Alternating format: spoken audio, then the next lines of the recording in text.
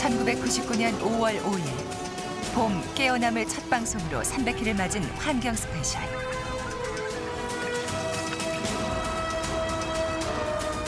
지난 8년간의 기록은 한반도를 비롯한 전 세계의 생명체에 대한 탐구였다.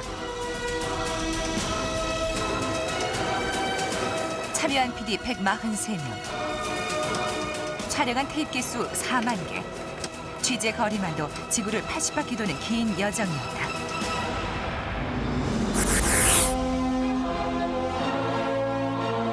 우리 주변의 환경 문제부터 지구온난화 등으로 위기에 처한 지구 환경을 영상으로 담아낸 환경 스페셜.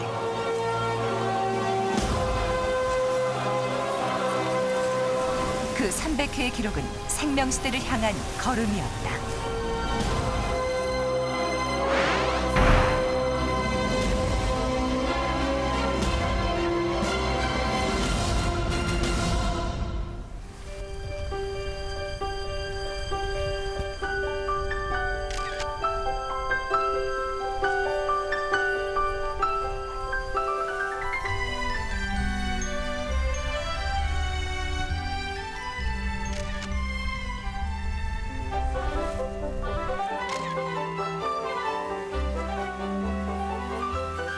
벌써 나비가 나왔네요.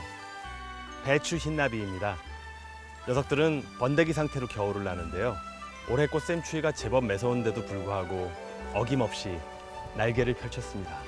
환경 스페셜도 8년 동안 쉼 없이 안방을 찾았는데요. 바로 시청자 여러분이 계셨기 때문에 가능했습니다.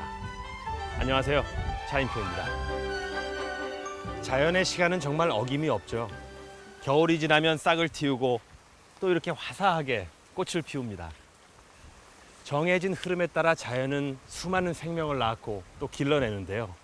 이 유채꽃밭도 봄이 되면서 나비와 수많은 곤충들을 불러 모았습니다.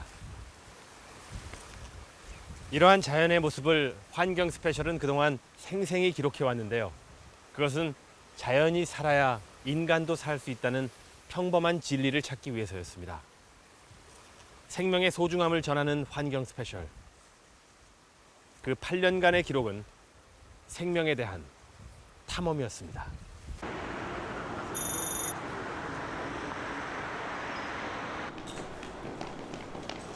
환경 스페셜 제작진은 새벽부터 촬영 준비를 서두른다.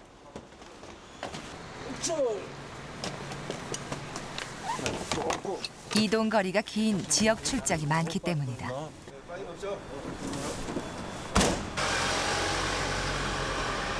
오늘 촬영 스텝과 장비만 해도 승합차 석 대 분량이다.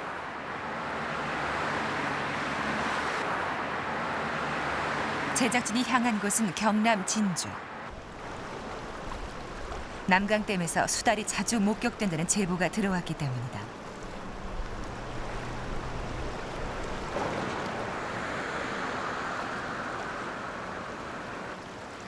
제보자를 따라 댐 주변을 조사하자 수달의 서식 흔적이 곳곳에서 나타났다. 지금 보면은 여기 보면 수달이 그 배설물, 배설물이 최근에 놓은 그런 그 흔적이 되어 있습니다. 예, 그러니까 여기 수달이 상당히 그 오랫동안 머무르는 장소고 여기 지금 하나 지금 이 끌기가 있는 여기가 지금 수달이 유일하게 통과하는 그런 장소입니다. 그러니까 여기를 통해 가지고 저 댐 안쪽으로 그 이동을 하는 그런 그 장소가 되어 있습니다. 수달의 서식을 확인한 제작진은 촬영 준비에 들어갔다. 먼저 수달의 이동 통로로 추정되는 곳에 무인 카메라를 설치했다.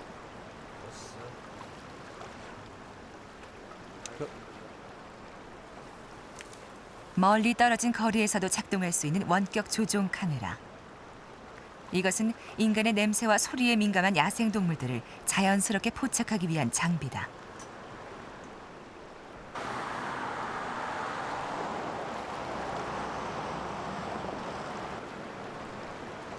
잠복 촬영에 들어간 지 3시간째.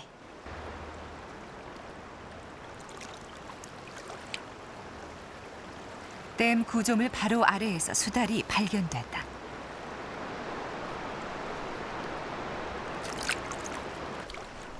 물과 무틀 오가는 수달은 수중 생태계 최상위 포식자다. 수달은 어느새 팔뚝만한 잉어를 낚아챘다.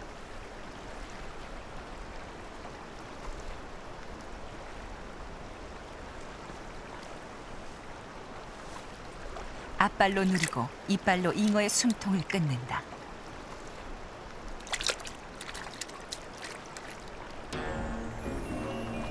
외가리가 슬쩍 먹이를 탐내보지만 여의치 않다.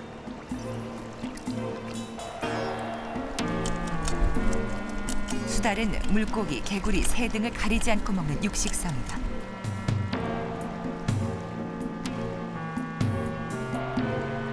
배를 채운 수달이 댐 쪽으로 이동한다. 간다. 그쪽 가고 있습니다. 어디 쪽이에요? 바위 쪽이에요? 저 상면 바위 쪽입니다. 알았다. 수달의 움직임을 따라 원격 조정 카메라가 작동하기 시작한다. 왔어. 드디어 모니터 속에 수달이 모습을 드러낸다.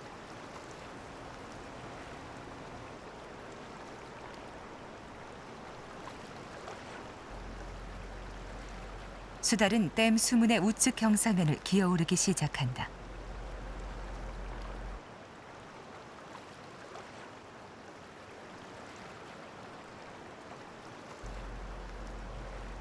그리고 댐 시설물 보호를 위해 쳐놓은 철조망 쪽으로 접근하는 수달.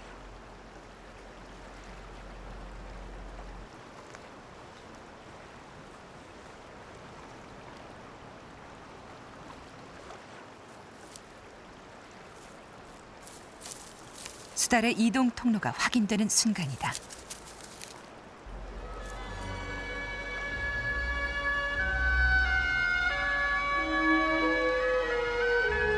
높이 34m, 경사가 약 70도인 댐벽을 수달은 조심스럽게 오른다.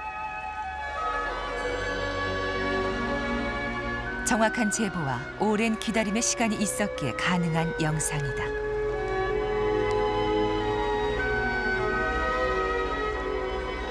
야생동물이 우리의 존재를 전혀 모르고 접근하냐? 그것은 아니라고 생각합니다. 그들은 인간이 느끼지 못하는 소리, 냄새까지 다 감지하고 자신의 안위를 확신했을 때만 접근을 하거든요. 그런데 이제 우리가 인내의 시간이 최소한 필요로 한다는 것은 그들이 우리의 존재가 위협적인 존재라는 것이 존재가 아니라는 것들을 어느 정도 뭐랄까 알면서도 용인을 했을 때 멀었던 거리가 조금 가까워지고 그것이 영상 속에 담기는 과정이라고 생각을 합니다.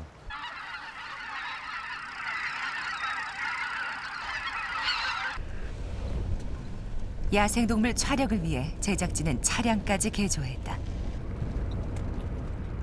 저쪽으로 가자고. 그렇지. 촬영은 주로 어두워진 뒤에 이루어진다. 야생동물들은 사람의 눈을 피해 대부분 밤에 활동하기 때문이다. 제일 먼저 카메라에 포착된 것은 멧돼지. 녀석은 먹이를 찾아 두리번거리고 있다. 너구리는 봄에 나온 새끼를 키우고 있다. 너구리는 최대 8마리까지 새끼를 낳는다. 어미에겐 새끼를 키우는 이때가 가장 바쁜 시기다.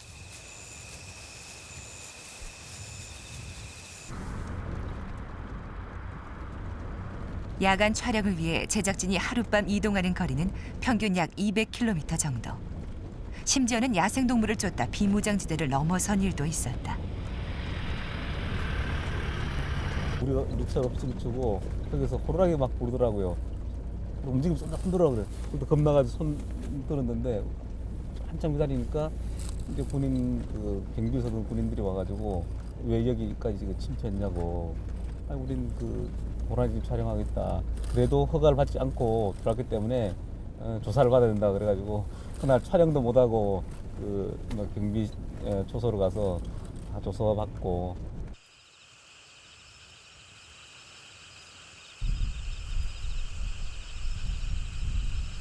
우여곡절 끝에 고라니가 카메라에 포착됐다.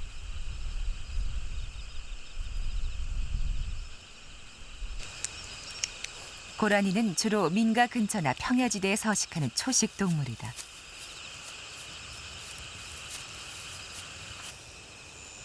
어미 고라니는 태어난 지 갓 2달이 지나 새끼를 돌보고 있다.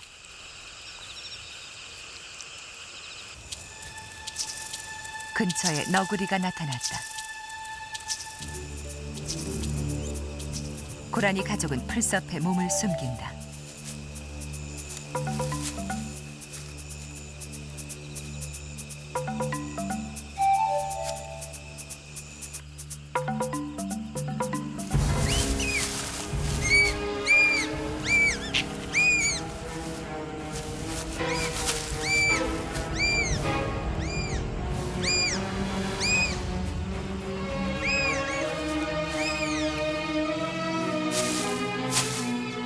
눈 깜짝할 새 새끼를 잃은 어미.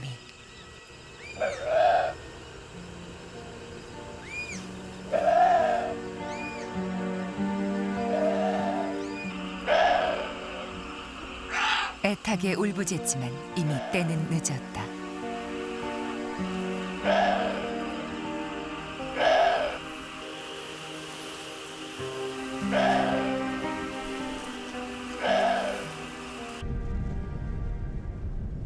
강원도 철원에 위치한 민간인 출입 통제구역.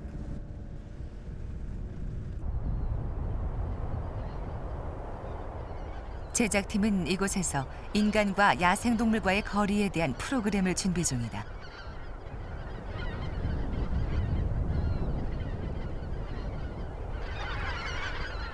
새들과의 거리를 얼마나 좁힐 수 있느냐가 이번 촬영의 관건이다.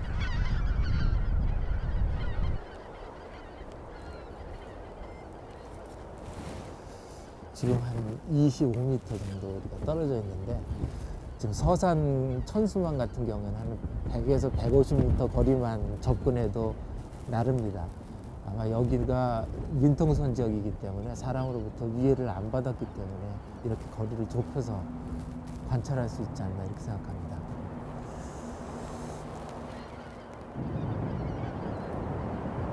이날 취재진은 쇠기러기에게 10m까지 접근할 수 있었다.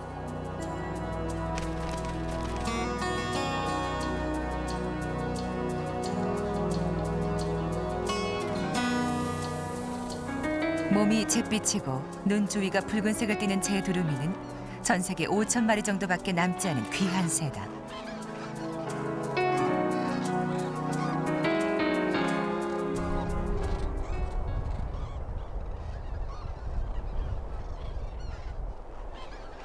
잠복 중인 제작진에게 포착된 것은 다리에 가락지를 단 제두루미다.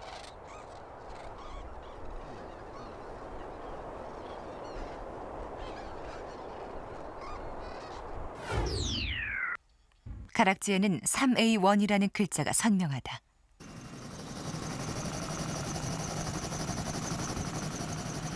제작진은 2003년 7월 러시아 힌간스키로 향했다. 자연보호구인 이곳은 제두루미의 번식지다. 날개가 큰 두루미과 새들은 깃깔이 하는 동안 날갯깃이 많이 빠져 잘 날지 못한다.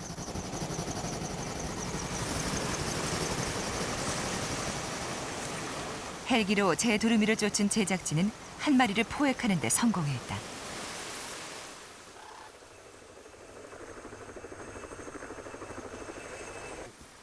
그리고 제두루미의 다리에 3A1 인식표를 부착했다. 이동 경로를 파악하기 위해서다.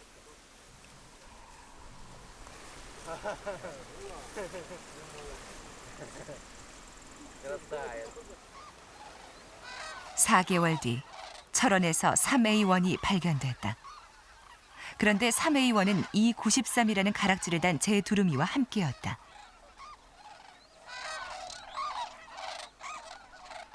둘은 부부였다. 제두루미는 철저한 일부 일처제를 유지한다. 다음 해에는 새끼 한 마리를 데리고 나타났다. 또 그 이듬해에는 새끼가 2마리였다. 지난해에는 세 식구가 철원을 찾았다. 해마다 제두루미가 같은 장소에서 가족 단위로 겨울을 난다는 사실이 확인됐다. 2003년부터 지금까지 정확하게 이 장소에서 관찰이 되고 있습니다. 러시아 번식지로부터 이곳까지 거리가 약 2,000km인데 해마다 정확하게 이곳을 찾아오는 걸 보면 몸 안에 정밀한 GPS가 있는 것이 아닌가 생각이 됩니다. 아울러 이 제드루미가 좋아하는 서식처가 어떤 것인가를 새삼 느끼게 되면서 자연의 경이감 같은 것을 느껴보게 됩니다.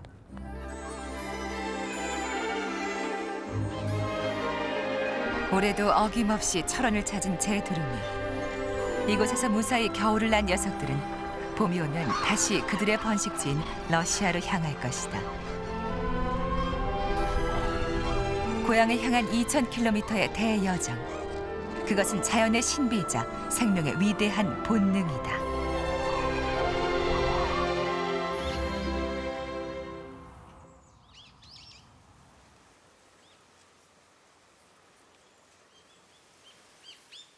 야생동물과 인간과의 거리는 얼마나 좁힐 수 있을까?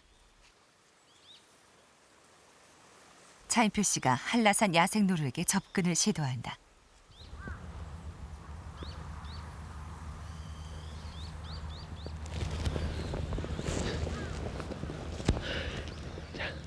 이쪽으로 따라오세요.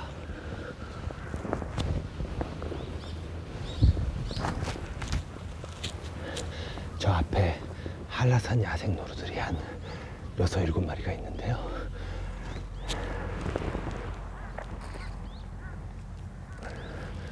녀석들은 원래 숲에 사는데 먹이를 찾아서 풀이 많은 이곳 목장지대까지 내려온 것 같습니다. 머리에 뿔이 난 녀석이 수컷인데요. 뿔이 크고 길수록 힘도 세고 암컷을 거느리고 다닌다고 하네요.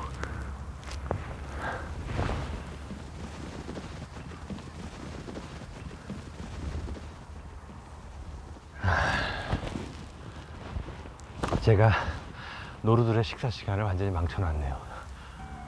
좀 더 가까이서 보고 싶었는데 역시나 야생에서 자란 동물들이라서 그런지 사람들과 일정한 거리를 두는 것 같습니다.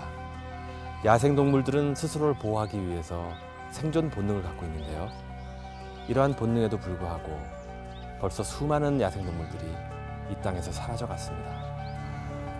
호랑이, 표범, 늑대, 멸종의 길을 걸어온 많은 야생 동물들. 이는 한반도에만 국한된 얘기가 아닙니다. 자연 생태계는 지구라는 하나의 거대한 고리로 연결돼 있기 때문입니다.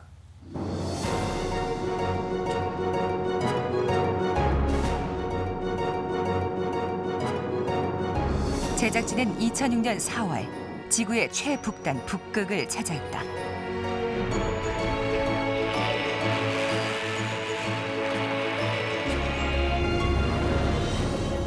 얼음의 땅에도 생명은 있었다. 먼저 모습을 드러낸 것은 술록.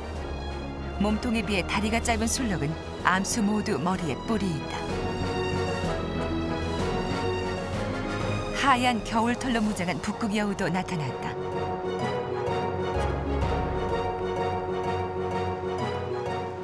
북극 제비 갈매긴 번식을 위해 남극에서 북극까지 날아왔다.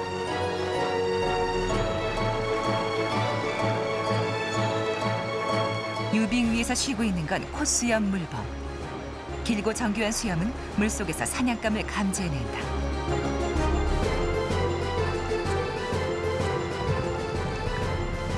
제작진은 촬영을 위해 코수염 물범 가까이 접근했다. 움직임은 둔한 녀석이지만 사람이 다가오는 건 피한다.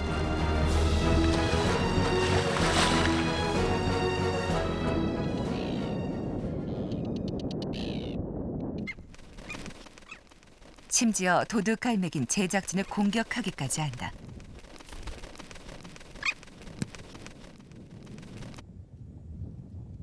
둥지가 근처에 있기 때문이다.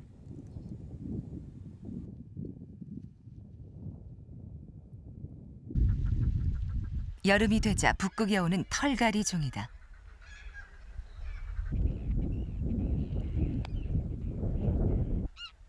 녀석이 노리는 것은 둥지의 알. 번식을 해야 하는 새들에게 여우는 가장 위험한 존재다.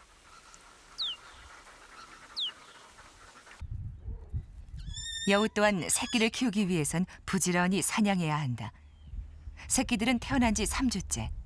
여우는 최대 8마리까지 새끼를 낳는다.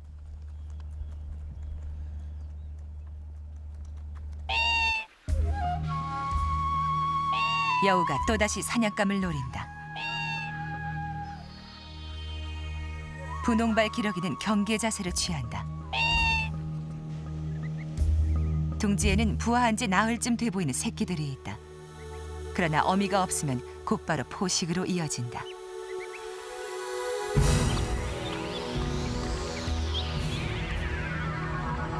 여우는 한 입에 새끼들을 물고 달아난다.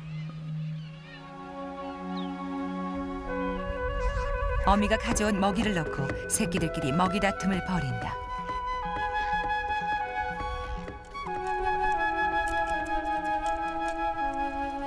강한 여우로 길러내기 위해서 어미는 결코 먹이 경쟁에 관여하지 않는다.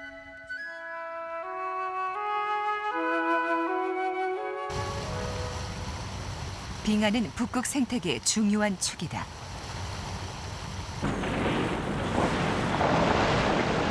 그러나 최근 지구온난화로 얼음 두께는 30% 이상 감소했고 향후 50년 이내에 해빙이 사라진다는 전망도 나오고 있다. 이는 북극곰에게 현실적인 위협이 되고 있다. 북극곰 먹이의 80%는 물범. 얼음이 줄어들면 물범의 서식지가 사라지고 결국 북극곰의 생존에도 치명적이다. 현재 2만여 마리가 생존하고 있는 북극곰은 해마다 번식률이 낮아지고 있다. 지구온난화가 북극곰의 몰락을 재촉하는 것이다.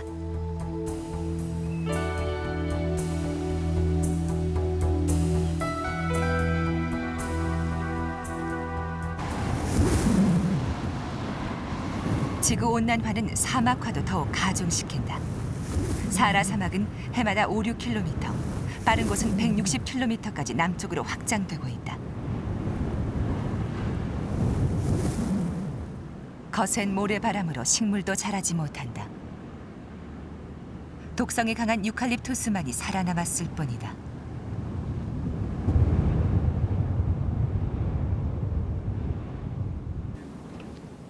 무엇보다 가장 심각한 문제는 물 부족이다. 수년째 가뭄이 지속되면서 가축은 물론 사람도 마실 물이 없다. 웅덩이 물을 식수로 사용할 정도다.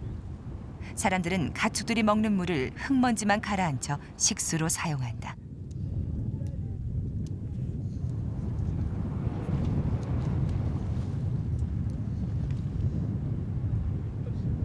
인근에선 가축들이 죽어간다.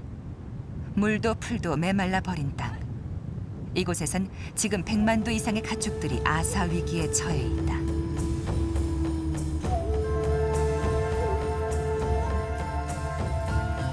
죽음의 땅이 돼버린 사하라 사막.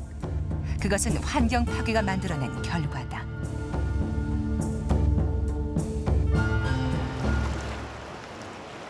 인간의 끝없는 이기심은 동물들을 위기로 내몰고 있다. 아기 코끼리를 관광용으로 길들이기 위해 조련사는 날카로운 갈고리로 정수리를 찔러댄다.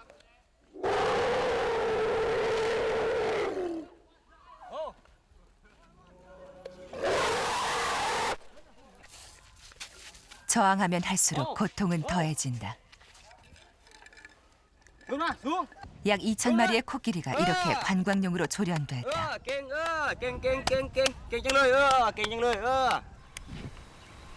숲속의 인간이란 뜻을 가진 오랑우탄. 오랑우탄도 지금 멸종 위기에 놓여 있다. 계속되는 벌목과 애완용 목적의 포획이 그들을 밀림에서 내쫓고 있는 것이다.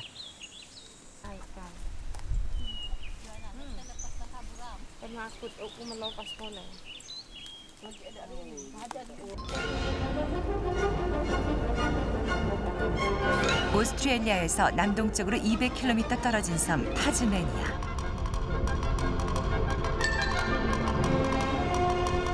이곳은 캥거루와 같이 주머니 속에 새끼를 넣어 키우는 유대 동물들의 땅이다. 새끼 캥거루는 육아 주머니 속에서 약 11달 동안 생활한다. 왈라비는 키가 80cm로 캥거루보다 작다.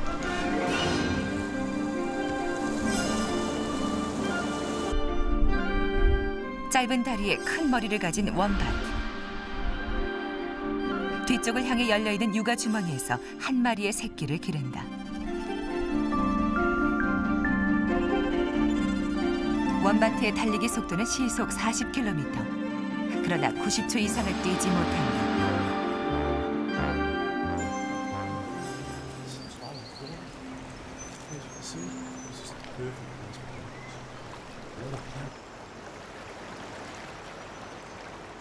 강에선 물살을 가르는 또 다른 동물의 움직임이 포착됐다. 독특한 외모를 가진 오리너구리다. 녀석은 부리 위쪽에 난 2개의 콧구멍으로 숨을 쉰다.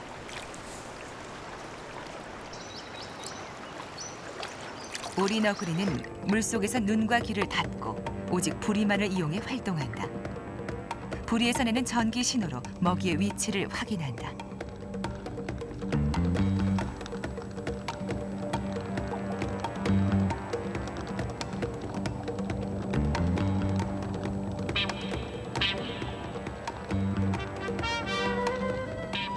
오리너구리는 하룻밤에 지렁이 1,200마리, 가재 50마리를 먹어치우는 대식가다.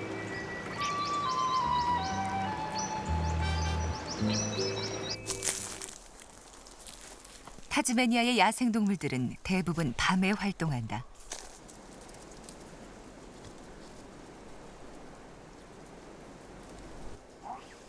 울음소리 때문에 악마라 불리는 대불은 오직 타즈메니아에서만 서식한다.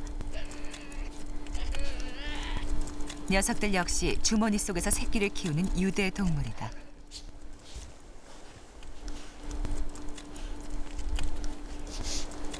오늘 저녁 식사는 원바트 사체. 대불은 타즈메니아 최상위 포식자다.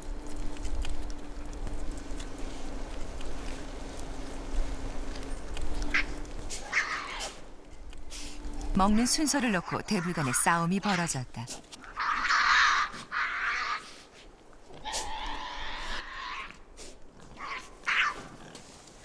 자연의 질서가 살아있는 타즈메니아는 유대 동물들의 땅이다.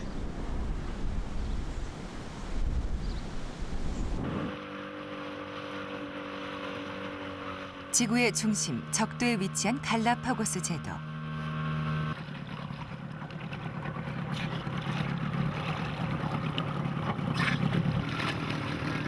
수백만 년 동안 육지와 고립돼 있었던 섬은 독특한 생태계를 이루고 있다.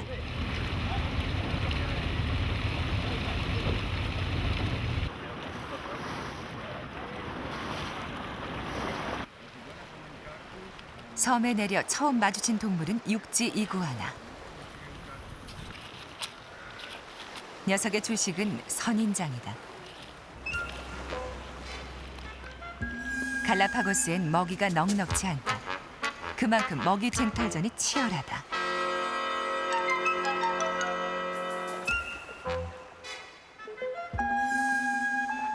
뒤에서 기회를 엿보는 또 다른 이구아나.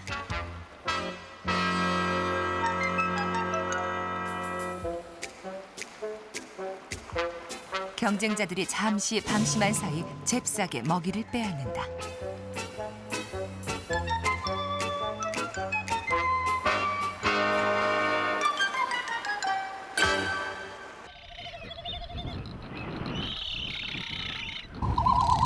구남새 수컷이 암컷을 기다린다. 수컷을 고르는 암컷의 비행. 수컷들은 더욱 요란하게 구애를 한다. 암컷이 마음을 정했다.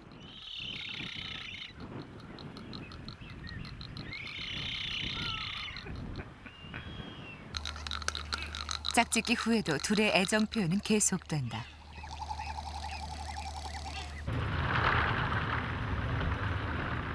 먹이 사냥에 나선 얼간이 새들.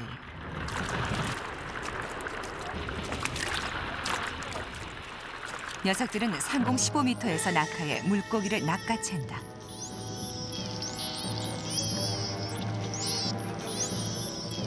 돌고래들도 먹이 사냥에 나섰다. 영리한 녀석들은 물고기를 에워싸고 도망가지 못하도록 수면 쪽으로 모은다. 먹이를 모아놓으면 다른 사냥꾼들도 나타난다.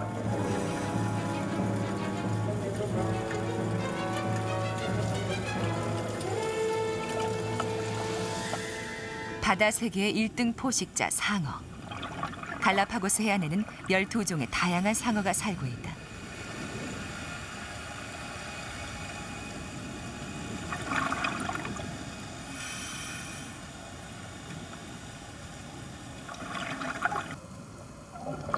그중 가장 몸집이 큰 것은 고래상어다. 몸 길이 18m, 몸무게 만도 20톤에 육박한다.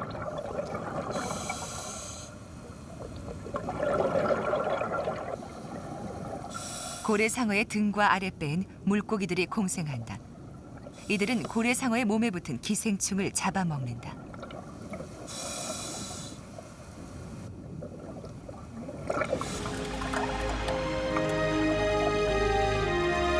적도의 섬 갈라파고스는 풍요로움 그 자체다.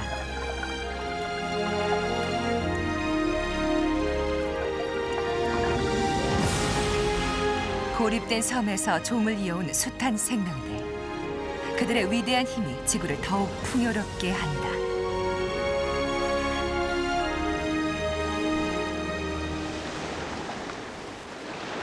맨발에 느껴지는 모래의 감촉이 부드러우면서도 까슬한 게 참 좋네요.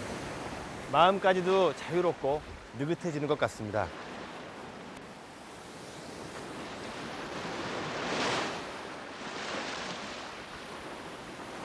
이 모래밭 속에는 우리 눈에 잘 보이진 않지만 무수한 생명들이 살아가고 있는데요. 모래 하나의 크기가 보통 2mm 정도라고 해요. 이 작은 모래알들이 모여 모래밭이 되면 이곳에 작은 생물체들이 모이고 서로 만나 짝짓고 번식하면서 하나의 생태계를 이루게 됩니다. 또 하나의 우주가 펼쳐지는 것이죠.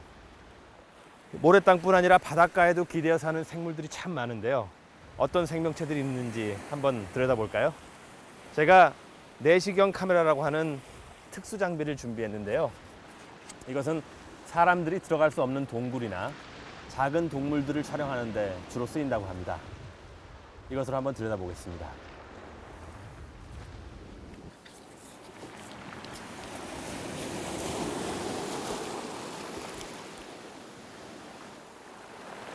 미역 등 해조류도 보이고요. 그 옆에 바위 위에 붙은 오분자기도 보이네요. 이 오분자기는 전복의 사촌쯤 되는데요. 수심이 얕은 바닷가에 바위에 붙어 자란다고 합니다. 이렇게 생물들의 삶을 엿보기 위해선 많은 장비들이 필요한데요. 생태계에는 우리 인간의 눈으로는 볼 수 없는 또 다른 세상이 있기 때문입니다.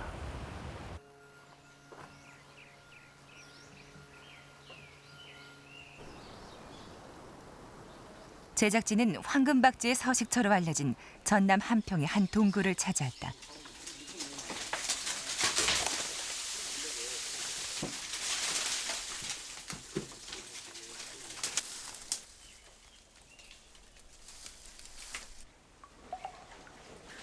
사람이 들어가기도 힘든 오래된 폐광이다.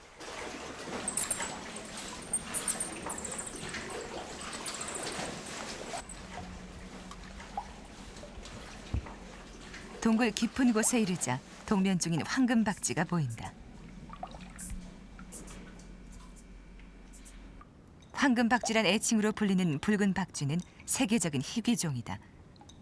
박쥐는 동면 중에도 조금씩 움직이며 생명 활동을 이어간다.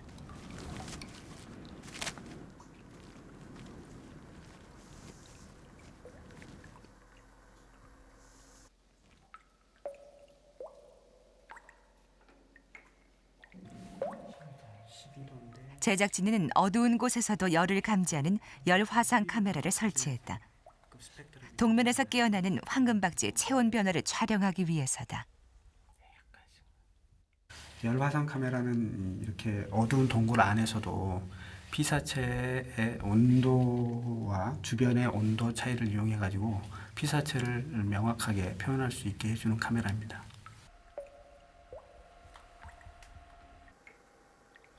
황금박쥐가 동면에서 깨어나기 시작한다. 생의 절반 이상을 잠으로 보내는 황금박쥐는 동면시 심장 박동수가 1분에 50회. 그러나 깨어나면서 박동수는 450회까지 증가한다. 열화상 카메라는 동면에서 깨어나는 황금박쥐의 체온 상승 과정을 감지한다.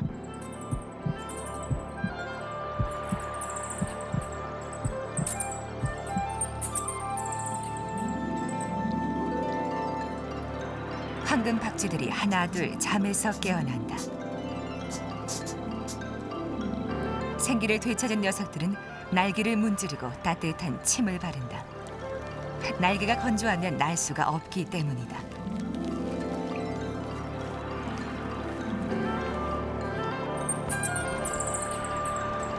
드디어 황금박쥐가 날아오른다. 8개월간의 긴 겨울잠에서 완전히 깨어난 것이다.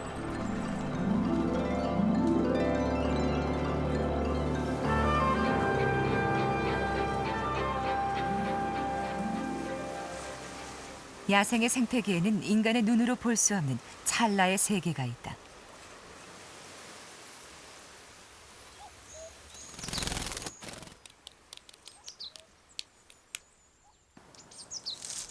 숲속을 날아다니는 하늘 다람쥐. 녀석의 집은 나무 구멍이다. 몸집에 비해 눈망울이 유난히 큰 하늘 다람쥐는 짧게는 5m, 길게는 30m 이상 활공한다.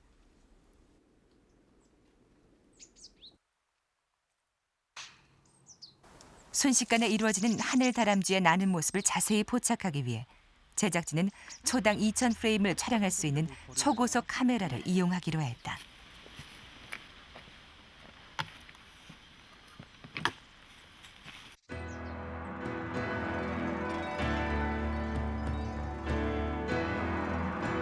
하늘 다람쥐는 새처럼 위아래로 날진 못한다. 그래서 비행이 아닌 공기를 타고 내려오는 활공을 한다. 활공의 비밀은 바로 비막이다. 비막의 가장자리에 얇은 근육이 있어 나는 동안 막이 유지되고 꼬리가 균형을 잡아준다.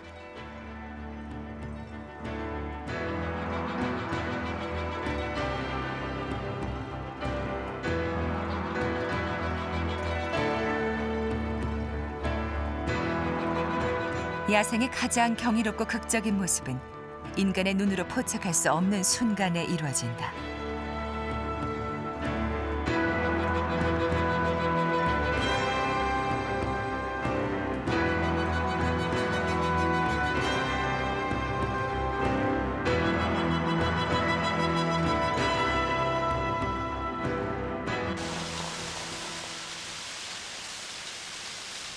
쏟아지는 비도 초고속 카메라로 보면 또 다른 모습이다.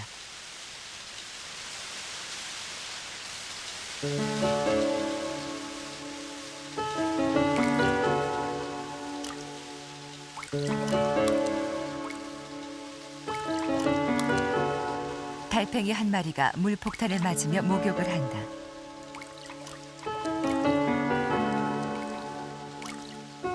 초고속 카메라가 포착한 영상들은 자연 생태의 오묘함을 그대로 보여준다.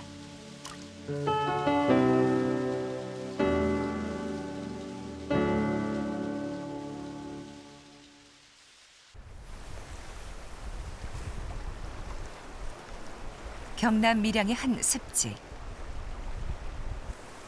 환경 스페셜 제작팀이 외래종인 뉴트리아를 촬영하고 있다.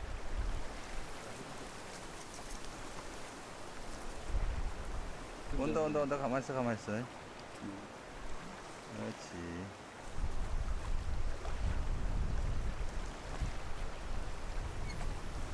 늪에서 서식하는 뉴트리아. 녀석의 활동 시간은 해질 무렵부터 이른 아침까지다. 늪지에 난 풀과 수서곤충을 먹이로 하는 뉴트리아는 주황색의 긴 앞니가 특징이다.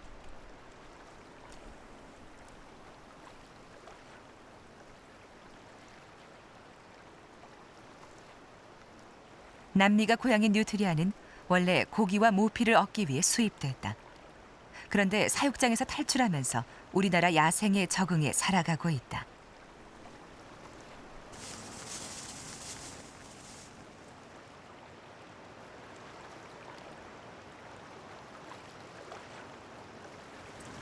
근데 저 건너편 뚝에 이제 보이다시피 누트리아는 제방이나 뚝에다가 2, 3m의 구멍을 판다고 되어 있습니다. 근데 그 누트리아의 그 번식 혹은 잠자리 이런 어떤 비밀스러운 생태는 저희가 육안으로는 관찰이 힘듭니다.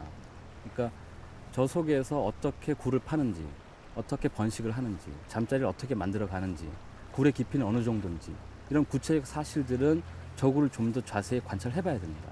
그러니까 그를 통해서 우리가 얻을 수 있는 건 우리나라 기후에 어떻게 적응해 가는지 그 생태적인 특징을 알게 될 겁니다. 2, 3m 깊이의 누트리아 굴 내부를 관찰하기 위해 제작진은 로봇 카메라를 동원했다. 탐사 로봇에 CCTV를 단 이 카메라는 좌우 상하로 이동하며 촬영할 수 있다.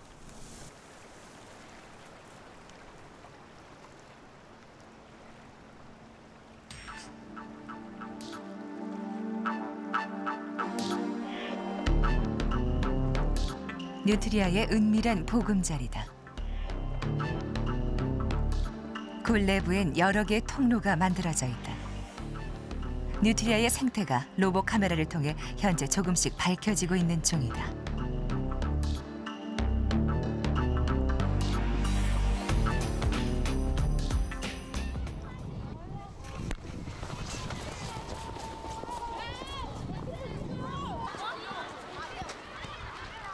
환경 스페셜은 2005년 3월 아이들이 생활하는 학교의 미세먼지에 대한 실태를 방송했다.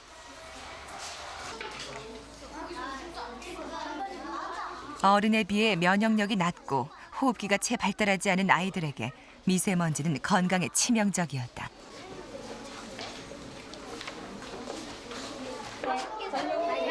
또한 2003년 2월에는 초등학생들의 머릿니 실태를 조사했다. 오래전 사라졌다고 생각했던 머릿니가 다시 발견됐다.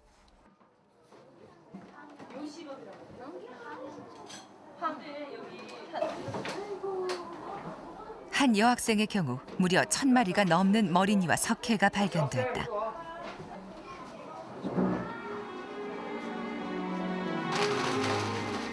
당시 제작진은 초접사 렌즈 촬영을 통해 머릿니의 흡혈 과정을 담았다. 머릿니는 머리카락을 타고 이동하다가 피를 빨 때만 표피로 내려온다.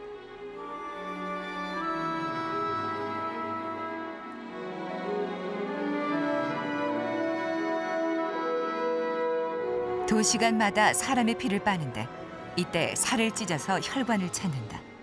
바로 사람이 가려움을 느끼는 이유다.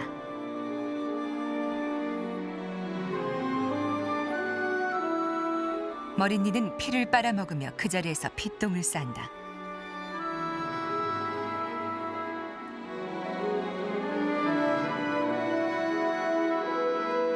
배설물은 피부에 그대로 떨어지는데 이것이 전염병의 한 원인이다.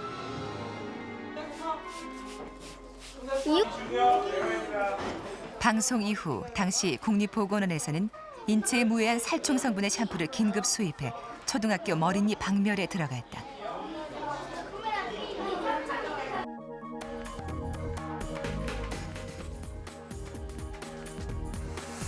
주변의 환경 문제를 객관적이고 국민적인 관심사로 끌어올리기 위해 노력해온 환경 스페셜.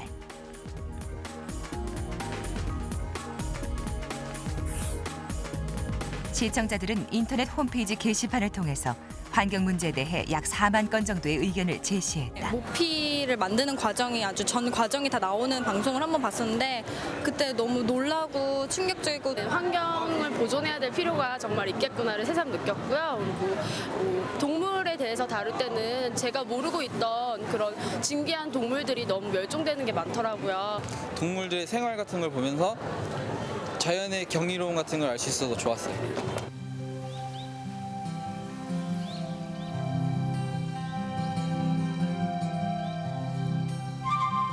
길게 뻗은 모습이 멋있죠. 삼나무입니다. 높이가 30m를 넘어서 하늘을 찌를 듯하고요. 나무 둘레도 제 양팔에 가득 찰 만큼 넓습니다. 제주도 오름 지역에 주로 많은 이 삼나무는 바람이 잦은 제주에서 원래 감귤나무를 보호할 목적으로 심었다고 하네요.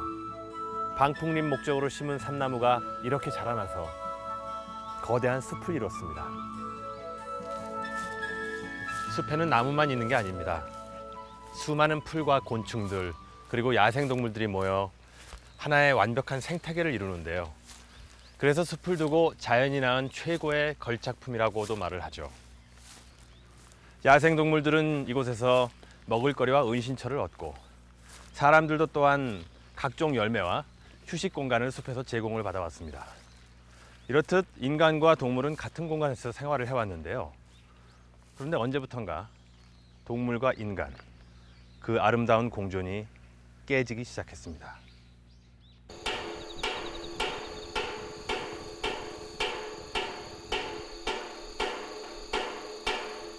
밤이 됐지만 농민들은 논을 떠나지 못하고 있다.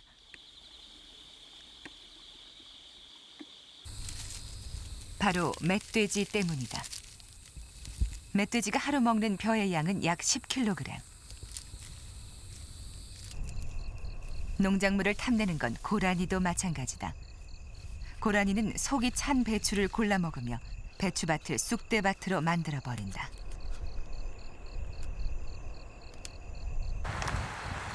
결국 사람들은 총을 들었다.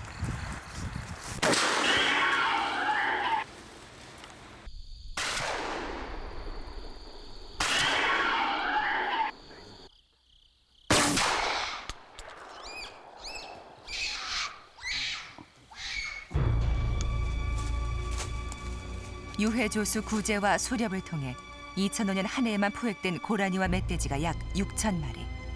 끝이 보이지 않는 싸움이다. 저어서 저리 바로 옆으로 치는데.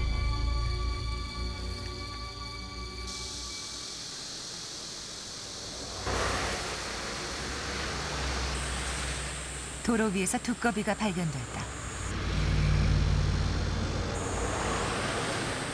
녀석이 도로를 건너기 시작한다.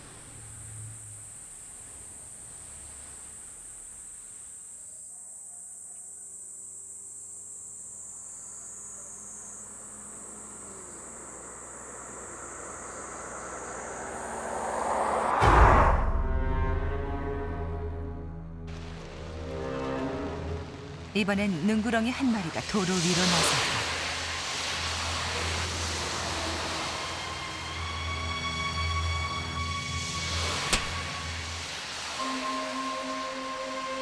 로드킬을 당한 야생동물의 숫자는 1년 동안 지리산권 120km 도로에서 약 3천 마리다.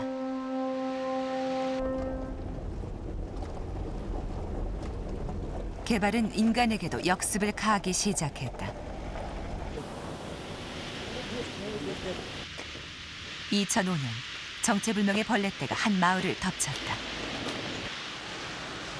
불빛을 향해 달려드는 벌레들로 한 치 앞을 분간할 수 없을 정도다.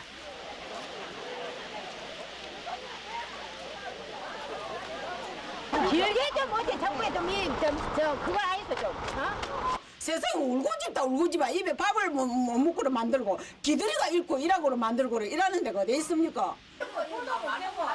밤이면 더욱 기승을 부리는 벌레들은 집안까지 점령했다. 근데 아예 불도 못 켜고 잠도 못 자겠어요. 애들이 마을 주민들은 잠을 잘 수도 밥을 먹을 수도 없는 처지에 놓였다. 이런 분위기 속에서 어떻게 음식을 먹겠어요? 우리 납치다 아니다. 이 무슨 이 음식이라고 이 벌레 먹으라는 거지 음식을 어떻게 먹어 그래? 원인은 부산 신항만 건설에 있었다. 바닷길을 열기 위해 퍼올린 준설토에 오염물질이 떠올라 파리떼가 번식한 것이다.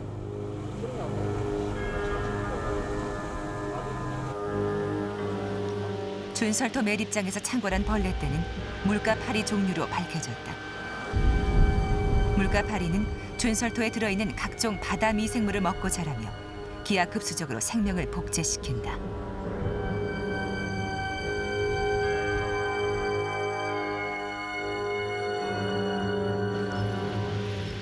인간의 삶터를 습격한 대규모 파리떼. 그것은 개발이 나온 결과물이자 인간에 대한 엄중한 경고다.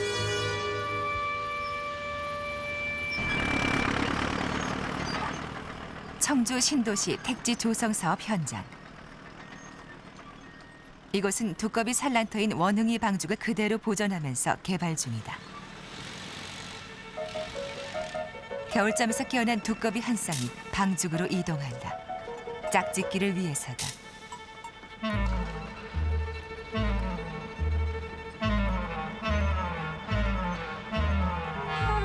아직 짝을 찾지 못한 수컷들이 암컷에게 달려든다. 두꺼비들이 도착한 곳은 원흥이 방죽.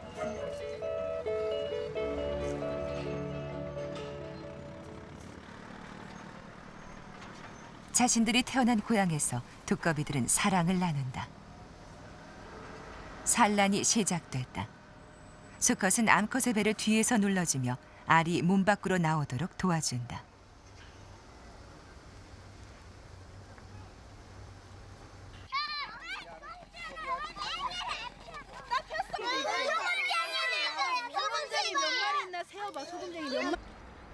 산란한 지 열흘이 지나자 알에서 빠져나와 올챙이가 된다. 그리고 한 달 뒤 제법 두꺼비 모습을 갖췄다.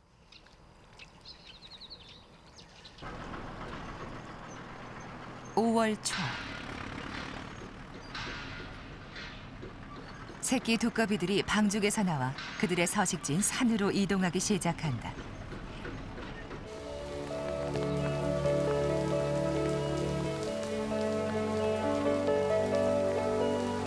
그런데 장애물이 막아섰다. 아파트 공사 현장에 쳐놓은 거대한 시설물과 높은 옹벽.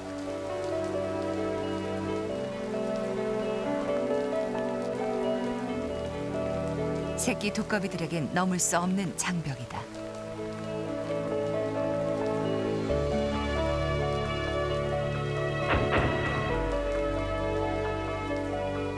산과 방죽을 오가는 두꺼비들의 생태 이동 통로에 시행착오가 생긴 결과였다. 그러나 원흥이 방죽에서의 시도는 인간과 자연이 하나 되기 위한 소중한 실험이다.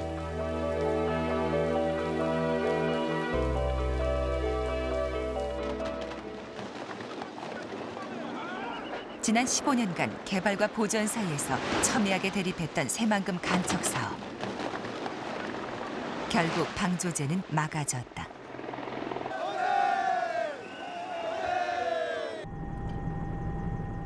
새만금은 총 길이 33km의 방조제를 축조해 4만 헥타르의 토지를 개발하는 사업이다.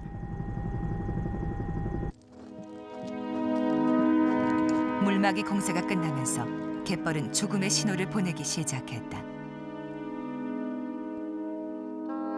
갯벌 생물들은 모두 죽어갔다.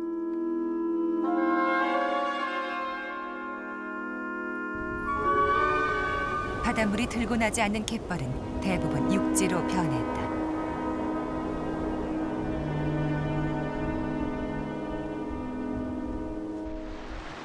개발이 이루어지기 전 새만금은 우리나라에서 가장 큰 하구 갯벌이었다. 그리고 갯벌의 기대사는 개, 조개, 갯지렁이들은 어민들의 생활 기반이었고 절새들의 먹잇감이었다.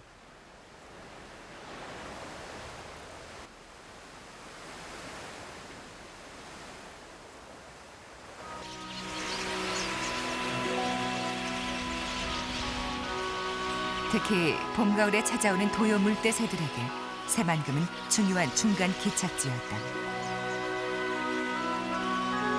호주에서 시베리아로 수천 킬로미터를 이동하는 도요 물대새들은 새만금에서 휴식을 취하고 영양을 보충했다.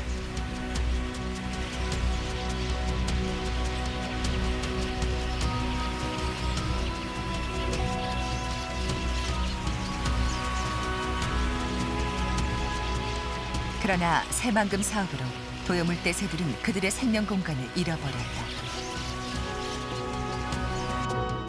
2004년부터 개체수가 줄기 시작한 도요 물대새.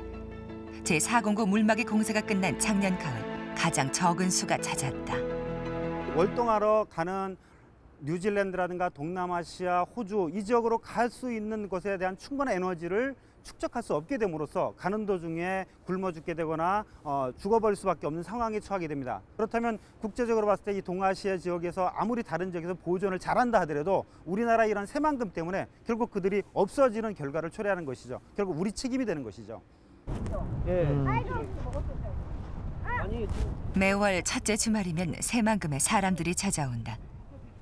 2003년에 만들어진 새만금 시민생태조사단이다.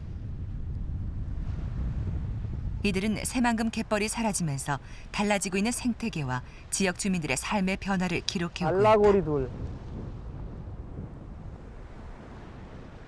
새만금 시민생태조사단에선 앞으로 10년간 새만금 모니터링을 계속할 계획이다.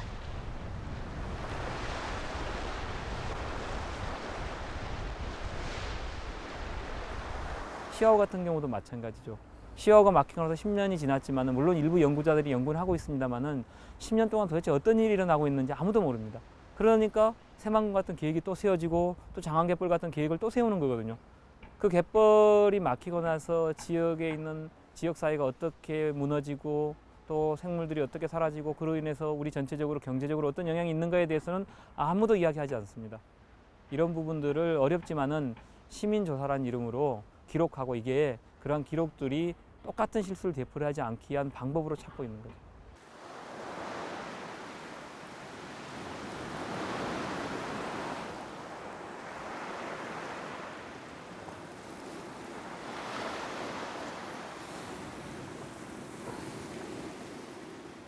이 돌멩이 하나도 우리 세대에 만들어진 것이 아닙니다. 오랜 세월 수세기를 반복하면서 만들어진 자연의 선물이죠. 그런데 우리는 이 자연을 그대로 둘 것이냐 아니면 새로운 모습으로 개발할 것이냐를 두고 고민을 합니다. 환경 스페셜이 300회를 이어오면서 아직 풀지 못한 숙제도 바로 이것입니다. 개발과 보존, 이 갈등 속에서 우리는 무엇을 선택해야 할까요? 어떤 것이 더 경제적이냐를 따질 것이 아니라 이제는 함께 고민하고 대안을 마련해야 합니다. 그렇지 않으면 개발을 통한 이익도 보존을 통한 이익도 얻지 못한 채 이 땅은 황폐해지고 말 것입니다. 우리 자녀들 그리고 그 다음 세대들이 살아가야 할 자연 환경, 그곳은 반드시 생명이 살아 숨쉬는 땅이어야 합니다. 생명시대를 향해 걸어온 환경 스페셜, 그 발걸음은 앞으로도 계속될 것입니다.